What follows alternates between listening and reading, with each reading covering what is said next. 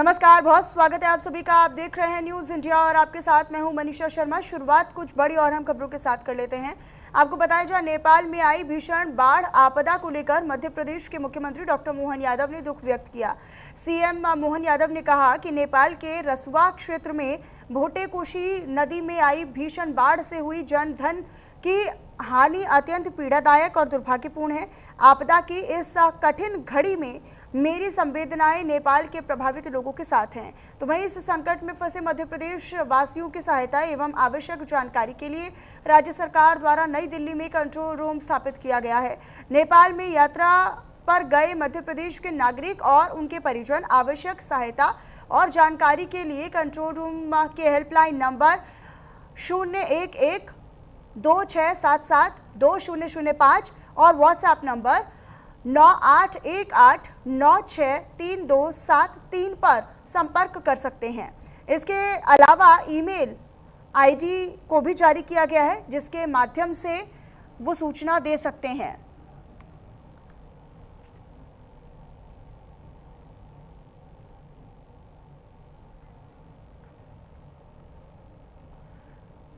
चलिए इधर आगे बढ़ते हुए आपको बताएं, जो मध्य प्रदेश के जबलपुर जिला पहुंचे रक्षा मंत्री राजनाथ सिंह ने व्हीकल फैक्ट्री में T-72 और T-90 टैंकों के ओवरहॉल के लिए भूमि पूजन किया। राजनाथ सिंह ने इसे भारत की बढ़ती तकनीकी क्षमता और रक्षा क्षेत्र में आत्मनिर्भरता की मिसाल बताया। उन्होंने कहा कि परियोजना से देश की सैन्य क्षमता मजबूत होने के साथ साथ जबलपुर और आसपास के क्षेत्रों में रोजगार के अवसर भी बढ़ेंगे। तो वहीं सीएम ने बताया कि इस परियोजना की लागत भी करीब 475 करोड़ रुपए है और इससे रक्षा क्षेत्र में मध्य प्रदेश की भूमिका मजबूत होगी। सबसे पहले व्हीकल फैक्ट्री जबलपुर में T-72 और T-90 टैंक्स के ओवरहॉल के लिए स्ट्रेटेजिक फैसिलिटी के भूमि पूजन के अवसर पर मैं आप सभी को अपनी तरफ से हार्दिक बधाई देता हूं। आप सब ने हम लोगों के यहाँ आगमन के बाद तालियां बजाकर बहुत ही गर्मजोशी के साथ स्वागत किया है, लेकिन मैं मानता हूं कि भारत की परंपरा है और शिष्टाचार का तकाजा भी है। स्वागत, अभिनंदन और सलाम दुआ का कार्यक्रम कभी एकतरफा नहीं होना चाहिए। इसलिए मैं अपनी तरफ से भी और अपने मंच की तरफ से भी एबीएनएल के सारे कर्मयोगी बहनों भाइयों का हार्दिक अभिनंदन करता हूं। मैं आप सबका स्वागत करता हूं। आज का दिन हमारी इंडस्ट्रियल सेल्फ रिलायंस को नई ऊंचाई देने का और जबलपुर जैसे ऐतिहासिक शहर में एक डिफेंस मैन्युफैक्चरिंग के नक्शे पर और अधिक गौरवशाली स्थान दिलाने का यह दिन है, ऐसा मैं मानता हूं। मैं इस नेशनल इंपॉर्टेंस के प्रोजेक्ट के लिए मध्य प्रदेश सरकार का भी आभार व्यक्त करता हूं, जिन्होंने इस प्रोजेक्ट के लिए अपना पूरा सहयोग दिया है। मध्य प्रदेश सरकार ने उद्योग, निवेश और रक्षा विनिर्माण के क्षेत्र में जिस दूरदर्शिता, सक्रियता और कमिटमेंट के साथ कार्य किया है, वह प्रशंसनीय है। साथियों, ग्लोबल इन्वेस्टर समिट 2025 में नई नीतियों का प्रभावी क्रियान्वयन इन्वेस्ट एमपी 3.0 के माध्यम से पारदर्शी एवं सुगम अनुमोदन व्यवस्था तथा उद्योग अनुकूल नीतियां राज्य को निवेश के आकर्षक केंद्र के रूप में स्वाभाविक रूप से स्थापित कर रही हैं। विशेष रूप से ग्वालियर चंबल क्षेत्र में 3073 हेक्टेयर भूमि पर रक्षा विनिर्माण की संभावनाएं हैं और 16,960 करोड़ से अधिक के प्रस्तावित निवेश इस दिशा में राज्य की महत्वाकांक्षी सोच को भी दर्शाते हैं। साथियों, यह प्रयास मध्य प्रदेश को भारत का अगला प्रमुख defence and aerospace manufacturing hub बनाने की मजबूत नींव रख रहा है। इधर आगे बढ़ लेते हैं। अब आपको बताएं, जहां खंडवा के ओंकारेश्वर स्थित एकात्म धाम में पंचायतन मंदिर की आधारशिला रखी गई। इस कार्यक्रम में मुख्यमंत्री मोहन यादव ने भी शिरकत की। सीएम ने कहा कि वही स्थान है जहां पर आदि गुरु शंकराचार्य ने आचार्य गोविंद भगवत्पाद से शिष्यत्व धारण कर पूरे देश और दुनिया में सनातन धर्म की वर्तमान की धारा को प्रवाहित किया है। सनातन ज्ञान की परंपरा को स्थापित किया है। ओंकारेश्वर धाम में शिव पंचायतन मंदिर की शिला पूजन का कार्यक्रम संपन्न हुआ। ये वही स्थान है जहां आदि गुरु शंकराचार्य जी ने भगवत गुरु गोविंद पाद जी महाराज से शिष्यत्व धारण करके पूरे देश और दुनिया में सनातन धर्म की वर्तमान की धारा का एक तरह से प्रवाहित सनातन ज्ञान की परंपरा को स्थापित किया। ऐसे में शिव पंचायतन पद्धति से हमारे सनातन धर्म की धारा की एकात्मता बनी रहे। मेरी अपनी ओर से मध्य प्रदेश सरकार की ओर से एकात्म धाम पर यह दिव्य धाम मंदिर का जो भूमि पूजन हुआ है, हम सब सौभाग्यशाली हैं। उम्मीद करें सिंहस्थ के पहले पहले बहुत सारे काम यहाँ ओंकारेश्वर में संपन्न होंगे। इसमें एक बड़ा मंदिर और 4 अलग प्रकार के सभी मंदिर जिनको मिलाकर के पूरा हमारा शिव पंचायतन मंदिर की स्थापना हो रही है। और घाट से लेकर कई प्रकार के श्रद्धालुओं की धार्मिक तीर्थयात्रियों की व्यवस्था हमारी सरकार कर रही है। मेरी अपनी ओर से एकात्म धाम के सभी वासियों को, प्रबंधकों को, सभी संत वृंद को, सबको बहुत बहुत बधाई।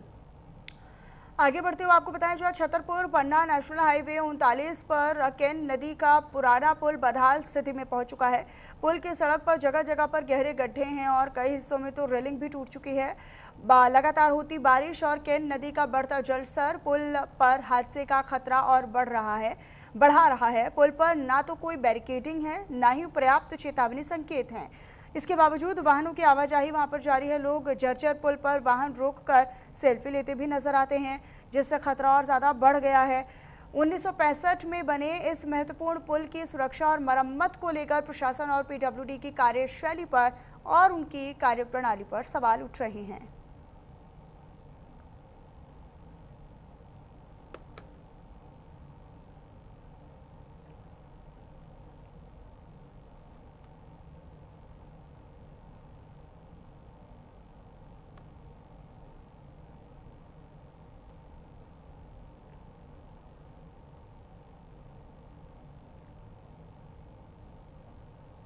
तो मध्य प्रदेश के छतरपुर में दरअसल केन नदी का जर्जर पुल बड़े हादसों की वजह बनता नजर आ रहा है। कोई भी बड़ा हादसा किसी भी समय किसी के भी साथ हो सकता है, लेकिन लोग भी इसी जर्जर पुल के पास से गुजरने के लिए मजबूर हैं। छत्तीसगढ़ के पूर्व सीएम भूपेश बघेल ने नेपाल त्रासदी को लेकर बयान देते हुए दुख व्यक्त किया। उन्होंने कहा कि पर्यावरण से छेड़खानी करने से ऐसी स्थिति बनती है और इसमें सैकड़ों हजारों लोग प्रभावित हुए हैं। वहीं एक बयान में उन्होंने मध्य प्रदेश सरकार के मंत्री कैलाश विजयवर्गीय के चीनी वाले बयान पर पलटवार करते हुए बीजेपी को निशाने पर लिया। बघेल ने कहा अपने बयान में कि प्रधानमंत्री कहते हैं कि तेल मत खाओ और उनके एक राज्य के मंत्री ये कहते हैं कि चीनी मत खाओ। अब ऐसे तो सभी को खाना पीना छोड़ देना चाहिए और उपवास पर चले जाना चाहिए।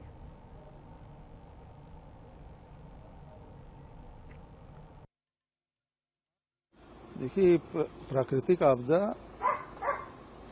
बेहद गंभीर है और पर्यावरण से छेड़छाड़ करने के कारण से स्थिति बनती है और इसमें सैकड़ों हजारों लोग प्रभावित हुए हैं और मिसिंग भी हैं सैकड़ों लोग। तो सरकार ने हेल्पलाइन तो जारी किया है, लेकिन यही कामना कि सब सुरक्षित रहे और जल्दी से जल्दी वो लोग सुरक्षित वापस अपने घरों में लौटें। सर, बीजेपी नेता कैलाश विजयवर्गीय का एक बयान है जिसमें वो कह रहे हैं कि शक्कर और महंगा हो जाना चाहिए, 40 के बाद शक्कर नहीं खाना चाहिए। हाँ, प्रधानमंत्री जी कहते हैं कि तेल मत खाओ और उनके एक राज्य के मंत्री कहते हैं कि शक्कर मत खाओ। तो सबको खाना पीना छोड़ देना चाहिए, उपवास रखना चाहिए, केवल अडानी अंबानी खाएं और भारतीय जनता पार्टी के नेता खाएं, बचत किसी खाने की जरूरत नहीं है।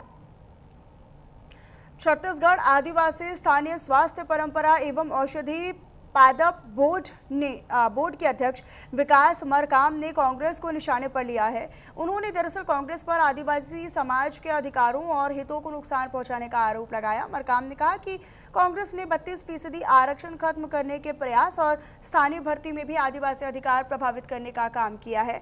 नक्सलवाद के मुद्दों पर भी उन्होंने कांग्रेस पर निशाना साधा और कहा कि आदिवासी समाज हिंसा नहीं बल्कि विकास चाहता है।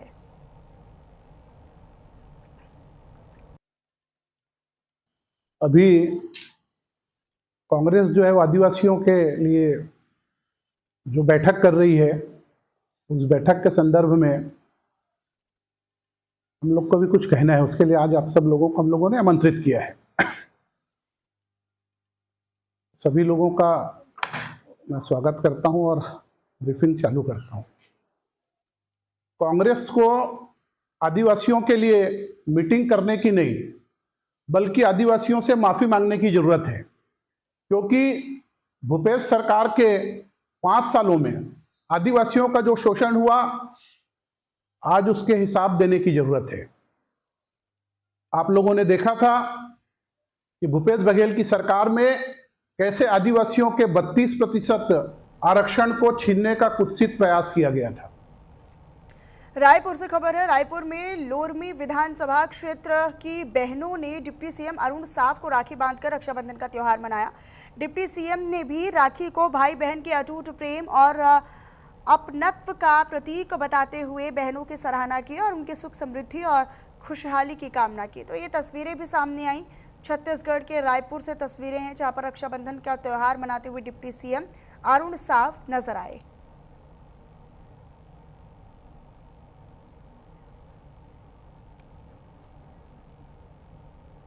इधर रायपुर के दानिश आलम का परिवार करीब 3 दशकों से राखियां बनाने के साथ रक्षाबंधन का पर्व भी बड़े उत्साह के साथ मनाता है। परिवार राखी के जरिए भाई बहन के प्रेम के साथ भाईचारे और इंसानियत का संदेश भी देता है। दानिश आलम का ये साफ तौर पर कहना है कि महिलाओं के खिलाफ बढ़ते अपराधों के बीच समाज को उनकी सुरक्षा और सम्मान के लिए आगे आना चाहिए। उन्होंने संदेश दिया है कि धर्म अलग हो सकता है, लेकिन माँ का सम्मान, बहन की सुरक्षा और इंसानियत का तो कोई धर्म नहीं होता। उनका परिवार राखी को सिर्फ एक धागा नहीं, एक सूत्र नहीं, बल्कि महिलाओं के सम्मान और उनकी सुरक्षा के संकल्प का प्रतीक भी मानता है। रक्षाबंधन का पर्व है, ऐसे में यह पर्व बहुत ही कई मायनों में महत्वपूर्ण हो जाता है, क्योंकि इस पर्व में एक रिश्ते की जो डोर होती है, इस डोर को बनाने का जो मिसाल है दानिश आलम, जो कि धर्म समुदाय से भी ऊपर उठकर पूरे देश में एक अलग ही मैसेज देने का काम कर रहे हैं। मेरे साथ इस वक्त दानिश आलम मौजूद हैं, उनसे हम सीधे की बात करने की कोशिश करते हैं। जिस तरीके से जो जात पात से ऊपर उठ करके आपने एक मिसाल पेश की है, इसे कैसे देखते हैं और कैसे इस चीज़ों को आगे लेकर के जाएंगे? मैं इस चीज़ को नहीं मानता कि जात पात कुछ होता है तो एक इंसानियत होता है, और कोई हिंदू कोई मुसलमान होने से पहले एक इंसान होता है। आपसी में भाईचारे के साथ रहते हैं, अच्छा लगता है। मैं इस त्यौहार को बहुत पाकीज़गी से मनाता हूँ अपनी बहनों के साथ, और बहुत खूबसूरत ये त्यौहार है। और इसी त्यौहार को खूबसूरती को बढ़ाने की कोशिश करता हूँ मैं, कि अपने ही घर पे अपने ही तरीके से होममेड राखी बना के कस्टमरों को और अपनी प्यारी बहनों को प्रोवाइड करा सकूं। जैसे कि कितने सालों से ये बनाते आ रहे हैं आप लोग? मुझे हो गया है 35 साल। मेरे पापा इस काम को शुरुआत करे थे, और उनके जाने के बाद इस काम को मैं आगे बढ़ा रहा हूं। और हमारा पूरा परिवार 12-13 लोग का परिवार है, जो घर पे ही राखी बनाता है 3-4 महीने से, और उसके बाद 15 दिन 20 दिन अपन सेल करने के लिए लगाते हैं। तो जैसे कि राखी सिर्फ आप राखी बनाते नहीं है, राखी का पर्व भी मनाते हैं? हाँ, मैं राखी का पर्व भी मनाता हूँ, बहुत बाखूबी और अच्छे से मनाता हूँ। बहुत ही खुशी मनाता हूँ। उस दिन मेरे घर में छुट्टी रहता है, दुकान उकान कुछ नहीं रहता है। सभी बहनें आती है, 4-5 बहनें हैं मेरी, आती है, रक्षाबंधन मनाती है, बांधते हैं, एक दूसरे को मिठाई खिलाते हैं, आशीर्वाद देते हैं। इसी पूरे मामले को देखते हुए आपके समाज में क्या कुछ प्रतिक्रिया रहती है? मेरे समाज में बहुत लोग बहुत सपोर्ट करते हैं और बोलते हैं अच्छी बात है, दानिश भाई आप बहुत अच्छा काम कर रहे हो बोले, और बड़ा अच्छा लगा आपको देख के। और हम भी चाहते हैं कि कोई हिंदू मुस्लिम नहीं, सब हो भाई भाई। कोई ऐसा नहीं कि तू हिंदू है तू मुसलमान है। और मैं पहले तो सबसे पहले भारतीय हूँ, जो मैं इस चीज़ को नहीं मानता। मैं होली मनाता हूँ, दिवाली मनाता हूँ, रक्षाबंधन बाखूबी बहुत खूबसूरत त्यौहार है रक्षाबंधन। भाई बहनों का एक पवित्र रिश्ता है, और इस त्यौहार को मैं बहुत अच्छे से मनाता हूँ। रक्षाबंधन का यह पर्व है, राखी का पर्व है। इस डोर को बनाने में जो आलम है, जिस तरीके से बात की जाए तो कहीं ना कहीं लंबे समय से करीब 35 सालों से यह काम कर रहे हैं, तो कहीं ना कहीं समाज में एक मिसाल पेश कर रहे हैं। न्यूज़ इंडिया के लिए मैं शंकर, कैमरा पर्सन इमरान के साथ, रायपुर। बढ़िया है, मतलब प्रेम भाव बनाया रहना चाहिए, और हिंदू मुस्लिम एकता रहना चाहिए। चाहे त्यौहार हमारा रहे या उनका रहे, सभी को मिलजुल कर काम एक साथ मिलकर मनाना चाहिए। ये जो समाज में मैसेज दे रहे हैं इसे क्या कैसे देखना चाहिए? अच्छी बात है, हिंदू मुस्लिम भाई भाई और एक साथ मतलब बढ़िया मनाना चाहिए। हमारा त्यौहार रहे या उनका रहे, सभी को एक साथ हमको मिलजुल तो कर। आप भी राखियां खरीदने आए हैं? जी, मैं अपनी बहन के साथ राखियाँ खरीदने आया हूँ साथ देने के लिए बाजार में। बहुत अच्छे से देखता हूँ क्योंकि ये जो है अभी से नहीं 35 साल से दानिश और उसके पिताजी और उसके भाई जो हैं वो यहाँ पे निरंतर ये काम को कर रहे हैं और ये लोग लघु उद्योग करते हैं, खुद बनाते हैं, राखी को लाते हैं और इन्होंने बहुत अच्छे भाईचारा की मिसाल दी है क्योंकि यह जो त्यौहार है जात और धर्म से विपरीत है।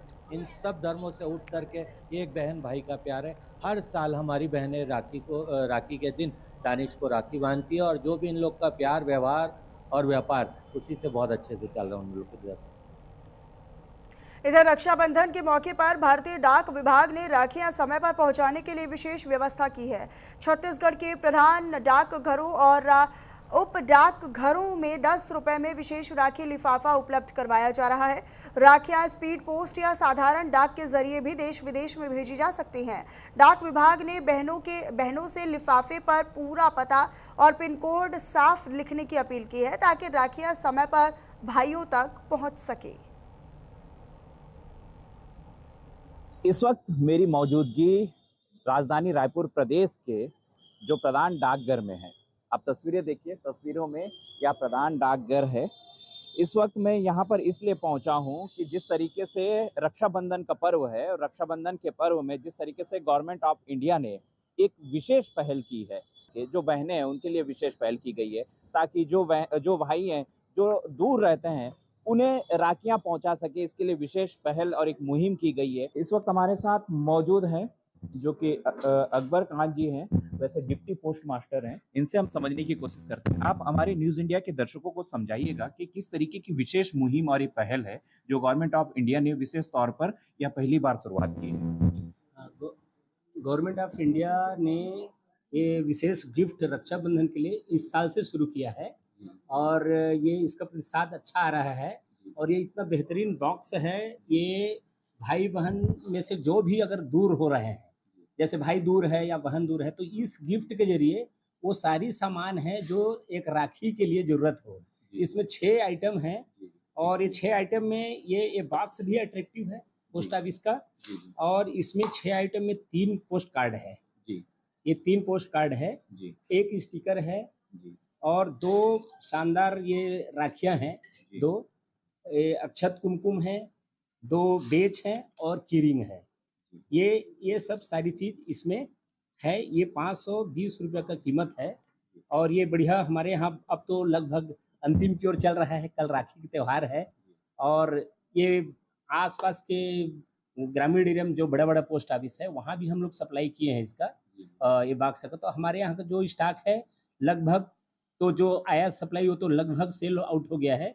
फिर भी अगर किसी को चाहिए तो हमारे पास उपलब्ध है। रक्षाबंधन का पर्व है, ऐसे में लगातार बहनें हैं जो प्रमुख डाकघरों में भी पहुंच रही हैं। जो दूर में रहे वाले जो भाई हैं उनके लिए जो कि राखी भेजने की पूरी तरीके से एक कोशिश में लगी हुई हैं। कल रक्षाबंधन है, ऐसे हम जानने की कोशिश करते हैं। नाम क्या है आपका? हेमलता। कहाँ से आप? मैं रायपुर से ही हूँ। अच्छा, तो आप कहाँ राखी भेजते हैं? मैं खैरागढ़ में भेज रही हूँ। खैरागढ़ भेज रहे हैं, तो आपके भाई वहाँ रहते हैं? हाँ। अच्छा, तो प्रमुख डाक विभाग ने एक विशेष पहल की है जो बॉक्स को, उसे लेकर के आपका क्या प्रतिक्रिया है? कैसे देखते हैं इसको, इस विशेष पहल जो बहनों के लिए की है? बहुत अच्छी पहल है और इसे काफ़ी सुविधाएं हमें मिल रही है, जैसे कि बहुत लॉन्ग प्रोसेस होता था या फिर जो भी टाइम टेकिंग रहता था या फिर गिफ्ट बॉक्सेस जो भी हमें भेजनी होती वो बहुत इजीली अवेलेबल हो जा रही है। Thank you. तो जिस तरीके से सभी बहनें हैं, कहीं ना कहीं डाक विभाग ने जिस तरीके से जो विशेष पहल की है या पहल है कि जो राखी है अपने भाई के पास सुरक्षित पहुंच सके, इसके लिए यह विशेष पहल की गई है। कैमरा पर्सन इमरान के साथ मैं शंकर, न्यूज़। कांकेर से बीजेपी सांसद भोजराज नाग का बारिश रोकने के लिए पूजा पाठ और फिर नींबू काटने का दावा चर्चा में बना हुआ है। दरअसल डोंडी लोहारा के एक कार्यक्रम में सांसद ने कथित तौर पर अपने प्रयास से बारिश रोकने की बात कही। बयान का वीडियो सोशल मीडिया पर वायरल होने के बाद कांग्रेस ने सांसद को निशाने पर ले लिया है। दरअसल कांग्रेस प्रदेश अध्यक्ष दीपक बैज ने तंज कसा और कहा कि अगर नींबू काटने से बारिश रुक सकती है तो इससे महंगाई भी तो कम कर लेनी चाहिए। नींबू काटकर शक्कर और पेट्रोल के बढ़े हुए दाम भी कम किए जा सकते हैं।